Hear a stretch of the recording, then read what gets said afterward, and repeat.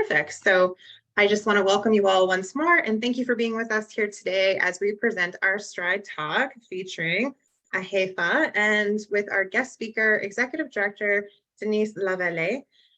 My name is Jessica and I'm from the John Humphrey Center for Peace and Human Rights, a local nonprofit charitable organization working to advance dignity, freedom, justice, and security through collaborative relationships and transformative education on peace and human rights. Before we begin, I just want to ground us and acknowledge that JHC is located on Treaty 6 territory in Amaskwaci, Waskahigan, which is Cree for this place we call home here in Edmonton. In particular, I wish to acknowledge the Papas Chase First Nation on whose land we reside on today, a nation that was entirely displaced from the land to make way for the ongoing flow of settlers. And I would just like us all to take a moment and reflect and remember that as we do this work, we should all continue to remember how the ongoing manifestations of colonization and genocide impact the spaces we live within today and in the work that we do. So for those who may be joining us for the first time, just a very quick introduction of our Stride Advocacy here at JHC. Stride Advocacy is a community-based volunteer advocacy program which works to help community members who are struggling with human rights issues and discrimination to document, draft, and file their issues to the appropriate human rights mechanisms. Stride is a team working to use those mechanisms, albeit not perfect, to push for changes in spaces that affect our daily lives, including workplaces, businesses, and those public spaces where we all belong, but yet where many continue to be excluded and pushed out every day. If you are interested in learning more about becoming a volunteer advocate in Stride, please feel free to reach out to us. We'll put our email in the chat in just a second. And we would just like to acknowledge and thank the Canadian Bar Association, Government of Alberta, and Canadian Race Relations Foundation for their support of the work of Stride Advocacy. So what are these Stride Talks? We really believe that an important part of community building and addressing human rights issues is knowing where to go for support and resources for human rights matters and facilitating access to justice. These talks are meant to be a space for community-based advocates to learn more about the tools to guide people to the right resources in the community to address these issues and support advocacy. So without further ado, I'm going to be turning it over to our guest speaker in just a couple of seconds. But before I do, just a little bit of housekeeping. So Denise will be speaking for around 30, maybe 40 minutes, and then we will allow time for questions. Please feel free to put your thoughts or questions in the chat as we go or raise your hand. We just ask that you be respectful and open-hearted in your engagement. We will record the speaker's presentation and then shut off recording once we open for questions. I will also turn on the captioning in just a second as well. And so with all that said, I'd like to welcome and hand things over to our guest, Denise. Thank you so much for being with us today. Thank you, Jessica. It's a pleasure to be with you today, this afternoon. Just to, I'm the Executive Director of, you see the title there, Association des juristes d'expression française de l'Alberta. Juriste means, it's a more general broad term in French, meaning like legal professionals. So you can be a jurist and be a lawyer or a judge or work, just someone who's had that that law training background. And our slogan is droit au cœur de la communauté. So in French, law is droit. And so we had a play on word where we say, well, AJEFA, its goal is to be at the heart, legal heart of the community, sort of. So here we go. I thought just before we start that I would give you a context of the francophonie in Alberta, just to give you an idea of what kind of an environment that we function in. So are we at the next slide? No, we're not.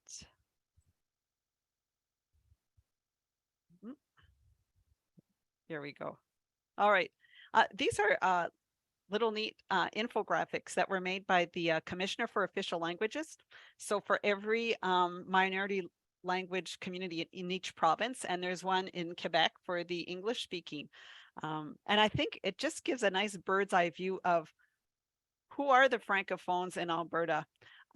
So in Alberta, there's about 7% of the population that speaks French. So according to the last census, 265,000 people about say they can speak both English and French. So, and mother tongue is about 80,000 people. So many people speak French as a second or even a third language, just to give you some idea. And lots of those people are students in our schools. Like there's about 180,000 students that are taking French at school, whether it's in a French first language school. There's 42 of those schools, and they are managed by Francophone school boards, just to give you an idea. And where do Francophones live? Well, mostly in Edmonton and Calgary. About 40% in Edmonton, 33% in Calgary. But there's quite a few Francophones who live in northern Quebec. About 100 years ago, there was quite a bit of migration from the east. A lot of people came out to settle in different types of colonies. That's how my grandparents came to be here.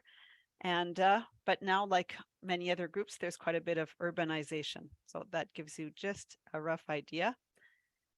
And where were we born? So 25% of Francophones are like me, were born and grew up here, but there's also 50% from elsewhere in Canada. So especially during the oil boom, but even recently, quite a bit of an influx from provinces like Quebec and from New Brunswick. So that's made Alberta having the third most populous French-speaking community in all of Canada, which is something that we don't often realize, because in Manitoba, where they're more well known with the Louis Riel story and everything, they're closer to 40, 50,000, and we're just more populous. And outside Canada, and this is where it gets really interesting, we'll get there after, 50% of people who are part of our community now were born in Africa, mostly Western, so French-speaking African countries. And we'll get to that in a minute. A little bit touch on media and celebrations. March is the Francophonie, is officially a Francophonie month in Alberta. So I won't spend too much time on that, but just to give you an idea of the population and where we fit in all that, because right now I'm talking to you from our office in Edmonton, which is situated in, it's called La Cité Francophone, and it's in the Bonnie Doon area. If you know Edmonton, we're in the French Quarter.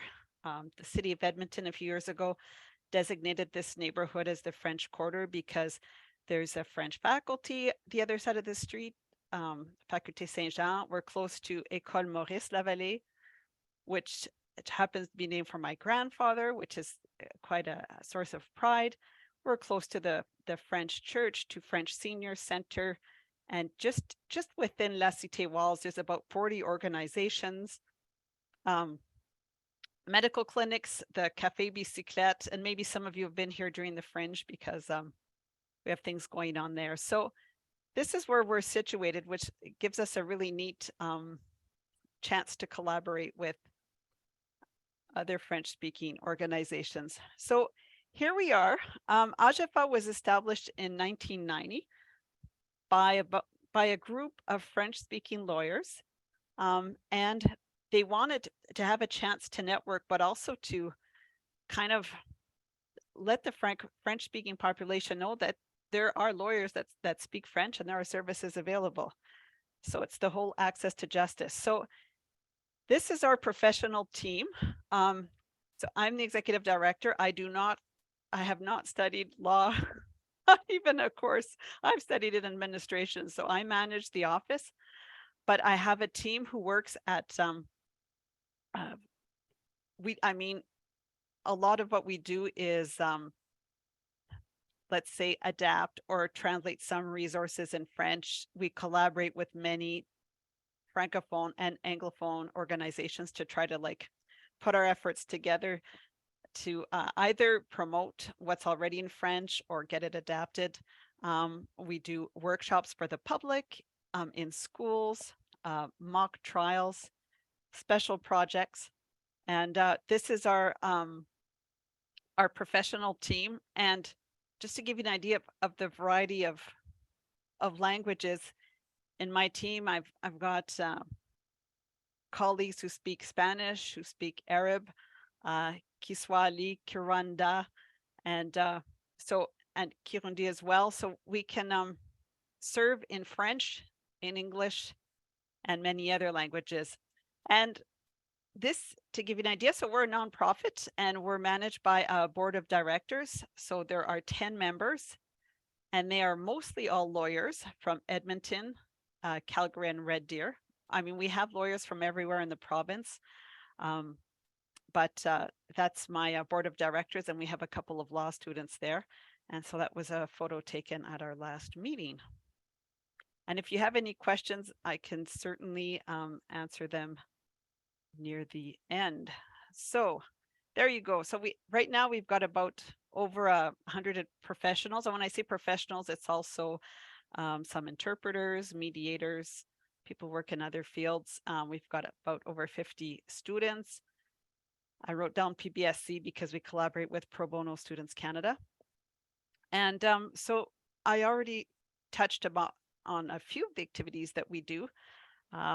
We also do AGM and the banquet and everything else, but we also have a bursary. And this is a photo of, we invite all the University of Alberta law students who can speak French to come participate to a networking event every March. And what you see there, I don't know if you've ever been to a sugar festival or cabane sucre in French, but there's always that toffee on the ice. So we recreated that for them, which they thoroughly enjoyed. So we do that in Edmonton and Calgary every year. So what I mostly want to draw your attention on is about 10 years ago, AJEFA applied for a project to give legal information on a daily individual basis. And actually, this was done a bit everywhere in the country. There's about 6 or 7 provinces that offer this service in French and English. And then in Quebec, we work with those who actually offer it in English there because most of the services are in French. So basically what we do, and the key word is information. So we can't give any kind of legal advice or representation, but my legal information officers, they've basically practiced as lawyers in a different country, or one even as a judge, and have moved here and now work for us to give that information to clients on any area of the law. And it can be by phone, by email, in person. So in Edmonton, I told you where we are. We have an employee in Calgary now for the past 2 years. And what we did is that we rented just an office space with the Center for French-speaking Newcomers in Calgary. It's in downtown Calgary. So she has an office right beside other people who serve the Francophone community in different areas. So there's a lot of synergy there and a lot of cross-reference. And at both in Edmonton and Calgary, we offer free commissioner of oath and public notary services in French, English, and any other language that someone in my staff can understand. So that's something that you should know. We have partners like Edmonton Community Legal Center who send us the clients that they can't provide that service for in a timely manner. So that's basically, we're accessible to all Albertans, or even with an Albertan connection, because actually people reach out to us through Facebook, and they could be in France, could be in any other country, and asking us, well, I'm thinking of immigrating, how How could I connect to either specific questions, or we can also refer them to our newcomer services who are more specialized in that. So sometimes that's how we act as well, is because we're well connected in the Francophone community, we can help them out that way. And we don't have any restrictions regarding revenue. All our services are free. And this is the only slide that I forgot to translate, but you can probably understand most of it. I'm just convinced that even if someone hasn't studied French, they can catch at least 50% of it because we have so many words in common. So le centre peut from the verb pouvoir, power, what we can do, which I touched on. So it's, you can help understand a form, but you can't fill it out. And what we can't do is, like I talked about, legal advice or what are the chances of success. So when someone does need legal advice, our staff can help them prepare for that meeting. And like I said, we have a list of members who practice in certain areas of the law that we can refer them to. All right, so just a few statistics to see, and this was kind of in the pandemic area. So, but we did have like 65% of people by phone and 26 in person. And 70% of our clients ask for services in French, and then 30% in English or other languages. And mostly we get quite a few clients who and it can be part of what they seek, public notary services, but quite a few, it's mostly family law questions, immigration, work, and I'd say some housing issues. So we still have quite a few more clients in Edmonton. We're getting more in Calgary now that we have an employee there, but just to give you an idea of, so we have volunteer lawyers who present workshops, like we have between 40 and 50 a year, those participants. Yeah, so those are our addresses. Like I said, in Edmonton, we're in La Cité Francophone. Calgary, we're in Guinness House.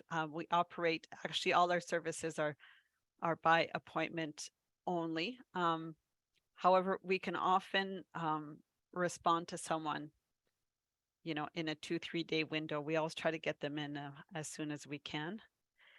And our general website is only in French. There's only some English sections with some of the explanations, but our site, we have another website for our Legal Information Center, and that one is fully bilingual. But we do concentrate on just developing resources in French. And what we usually do is we translate whatever CPLE, that Center for Public Legal Education Alberta, what they develop. We just always partner with them, provide the translation, they provide the design, and they have it on their website. We have it on ours. We refer to them. You know, we're trying to really complement whatever's out there and not to double, double. And that basically shows people how they can search for a French-speaking lawyer on our website. One day I'm hoping to get that in English as well, but you can search, you know, region and the area of law. So, you know, I talked about the resources. We post job offers when people are looking for French-speaking professionals through our newsletter. We're present on social media, Facebook, Twitter, Instagram, and LinkedIn. And that concludes my presentation. Merci beaucoup. And so Jessica, I'll hand it to you to wrap up so that we can get to some questions if there are any. Thank you so much. That was an amazing overview. And I'm actually just going to turn off the recording as we move into the Q&A. So just give me a second there.